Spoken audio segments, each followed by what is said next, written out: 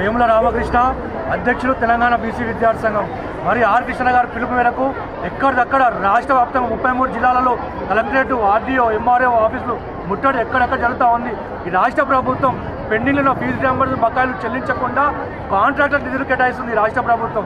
ఈరోజు రాష్ట్ర ప్రభుత్వం మా విద్యార్థులు మాకు స్కాలర్షిప్లు ఇవ్వాలి, ఫీజు రియంబర్స్మెంట్ ఇవ్వాలని చెప్పి ఎక్కడెక్కడ విద్యార్థులు రోడ్డు ఎక్కే పరిస్థితి రాష్ట్ర ప్రభుత్వం తీసుకొచ్చింది. ఈరోజు కాంట్రాక్టర్ నిధులు కేటాయించి ఎవరు అడిగిరని చెప్పి రాష్ట్ర ప్రభుత్వం మూసికి 1,50,000 కోట్లు కేటాయిస్తారు. మరియు రాష్ట్ర ప్రభుత్వం ఈరోజు ఏమో ఉన్నతమైన విద్య చదువుకోవాలనుకుంటే విద్యార్థులు కాలేజ్ యాజమాన్యాలు సర్టిఫికేట్ ఇవ్వకపోవడంతో ఉన్నతమైన విద్యకి విద్యార్థులు దూరం అవుతూ ఉన్నారు.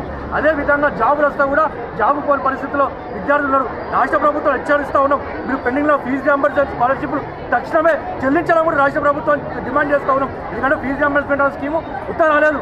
ఆర్ కృష్ణ గారు 5 రోజులు ఆమరణ దీక్ష చేస్తే